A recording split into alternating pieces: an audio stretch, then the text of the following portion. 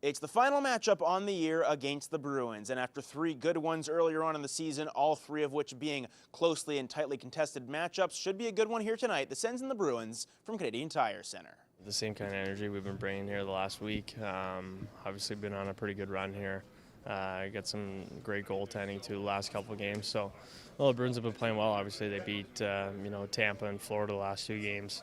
So we'll expect a good one tonight, and we got to bring it for sure. They lost some pieces at the trade deadline. They got some injuries, but they just won against Florida and Tampa. So those are 2 big teams. So no, I mean it's pretty simple at this time of the season. There's going to be no easy game. There's not going to be none of those games are going to be a walk in the park. We're going to have to earn every inch out there, and it's going to be the same thing for the next 18 games that we have. So, but you know what? It's going to be a fun challenge. We're back at home.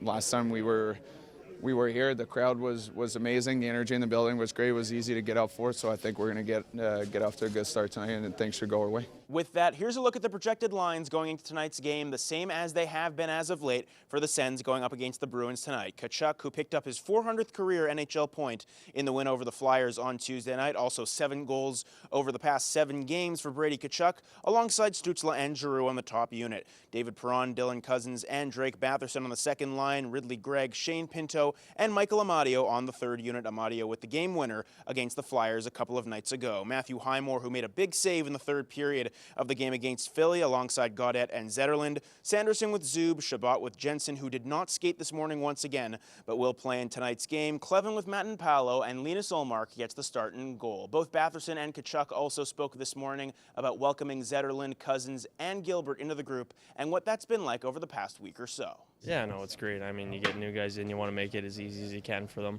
So, having them at the house, I know Fabian's at Timmy's.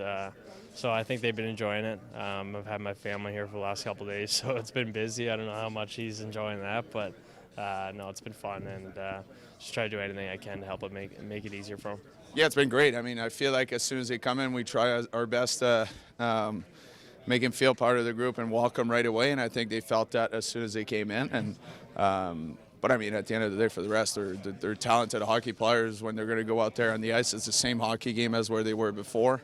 Obviously, little adjustments for systems, but I mean, they're all smart players, so it didn't take them that much time to figure it out and understand where we're trying to go. And I mean, right away, I think what was great for me is all the guys that came in right away, they were just excited to be in the mix and being able to play meaningful games and being where we're at this time of the season. So no, it's been awesome to see them go. Tonight's also a big one for head coach Travis Green, his 400th NHL game behind the bench. I didn't know that it was 400, to be honest, but hopefully there's another 400 still to go. And I think you just get better the more you do things, the longer you do it. If you have an open mind to learning, I've probably changed a lot without even knowing it. And I think it's important that you can, whatever you're doing, you look yourself in the mirror and self-assess what you're doing to try to improve. Probably nervous and excited at the same time, and I still am.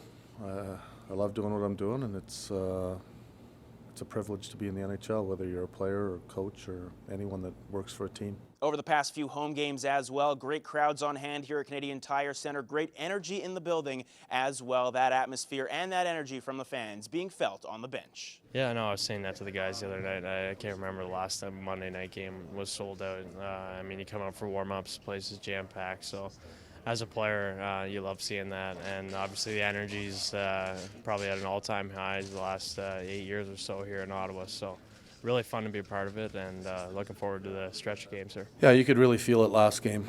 It's a big game against Detroit, another big one tonight. I think the deeper you go into a season, it's not just the fans or the players and the team that feels the magnitude of games. Obviously the fans do as well, and that's there's no better feeling than when you're playing at home and the building is on fire, and it was great to see. Another big one coming up, the Sens and the Bruins on Thursday night from Canadian Tire Center. For Sens 360, I'm Jackson Starr.